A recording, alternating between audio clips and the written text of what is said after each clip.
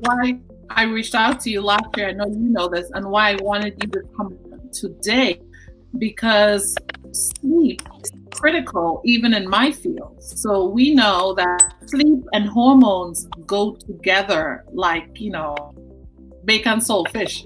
Yes. Dr. Yes. is also from the Caribbean. He's from my home country, actually, Trinidad and Tobago. Right. So That's right. I just had to plug it there. But really, they go naturally, and yet people don't realize how important sleep is, how it affects your hormones, affects your thyroid, your ability to gain weight or lose weight. And so it's going to be such an amazing conversation. Looks like we're already getting lots of comments that I'm sure to go through. So let's talk a little bit more about some of what you alluded to already. Sleep and its importance.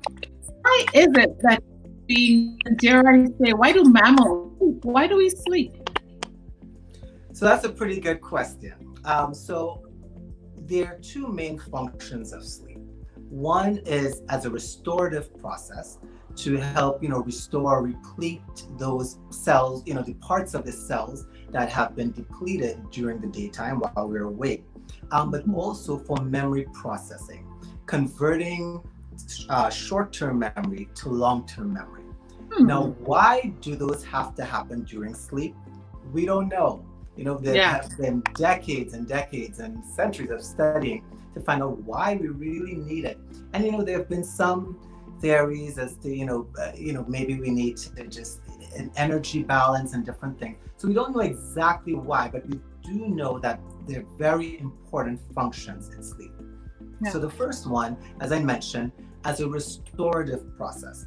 So the body during sleep, it's very interesting. In 2012, there was a fascinating discovery called the glymphatic system. Now, when we were in medical school, we all learned about the lymphatic system, which is a system that goes alongside the blood and the tissues to help exchange, to get rid of waste products from the cells, and also to help transport vital nutrients and oxygen to the cells. Yes. But we did not know that this existed in the brain. No one had been able to prove it. And it just sort of went to the lower part of the brain. But in 2012, they discovered this lymphatic system. And essentially what it is that it removes the waste from the brain, the toxins that are produced.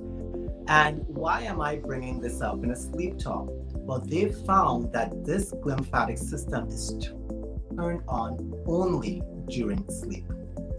So during the day, its efficiency is decreased by 90%. Wow. So this is why one of the reasons sleep is important, because all of these waste products that build up during the daytime, they need to be gotten rid of at night.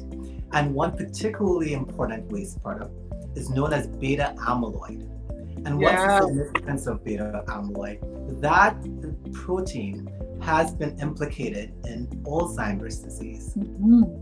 So it is crucial that that protein gets eliminated. And in 2018, the NIH had a very large preliminary study in which they noted that Alzheimer's is linked to decreased sleep.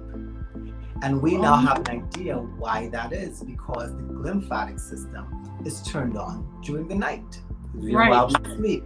So it is important for us to have sufficient sleep, at least 7 hours a night, to help reduce the risk of Alzheimer's disease and for a lot of those other metabolic buildup. So that's one for restoration. And then so also growth hormone, that's another hormone that's released during sleep. That also helps in repair and just building up the cells, replenishing it with glycogen and building up the proteins, those necessary components for our cells to function well. So you can clean the house, energy, almost like bringing in the groceries for the brain. Glycogen is your sugar source. Exactly. Yeah. We need that. That's how our brain thinks, and the energy, the glycogen, all those things that you mentioned. Yeah. So again, that helps with the building back up and the repair, so that can happen during the night, so we can wake up feeling refreshed and alert, and in good moods, and being able to think clearly. And so that's exactly right. It definitely needed for that. Wow. So the restorative properties. So that's one. But the second major one is during sleep, we have for memory processing, converting short-term memories to long-term memories. So information that we gather by listening carefully or by reading, that gets encoded into a part of the brain called the hippocampus.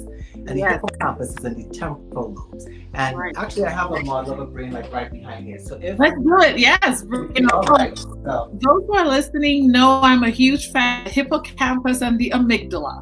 So yes, guys, so get to see what it is I've been talking about.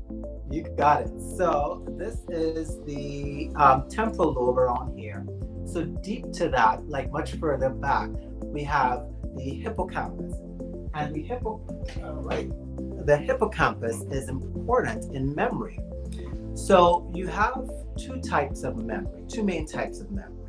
Declarative memory and non-declarative memory, or implicit memory and explicit memory.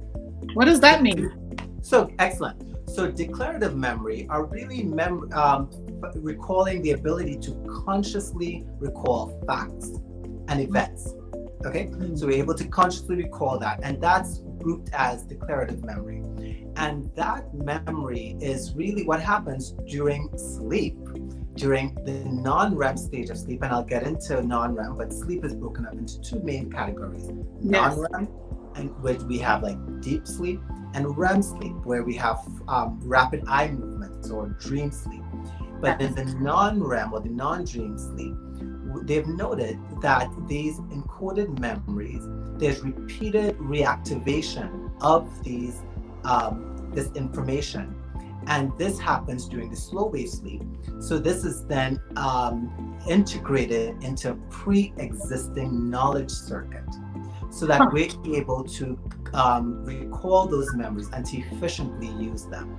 So several studies have shown that when two groups of people learn the same thing, but then the night after, or that same night, they're sleep deprived, 2 or 3 days later, they've noticed that they have not had the same recollection as those who've had sufficient sleep. And not only with that, we're able to also measure it with functional MRIs, where we can see parts of the brain that light up and that are active.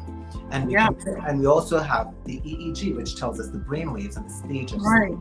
So we're able to prove that that's why these type of memories are important and occur and are solidified during non-REM sleep.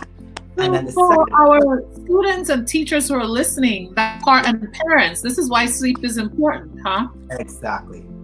Wow. Exactly. It's crucial. And then the other type of memory, primarily we have the implicit type memory.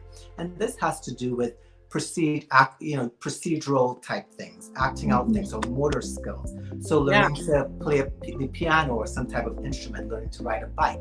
These types of performing surgery. Exactly. There you go. What you do, right? In surgery. Yeah. Exactly. So that type of memory occurs or is pretty much supported by REM sleep, rapid eye movement sleep. Okay, and they've noted that this part of the certain parts of the brain, such as the basal ganglia or the cerebellum, which have to do with coordination and things like that. The lower part of the back. Exactly, the lower back around here. If you can see. Yeah. So just above the brainstem, so to speak. Exactly, you got it. Okay. Hopefully that wouldn't fall on us. Yeah. But it's just a model. But anyway, so those are the two main functions of sleep.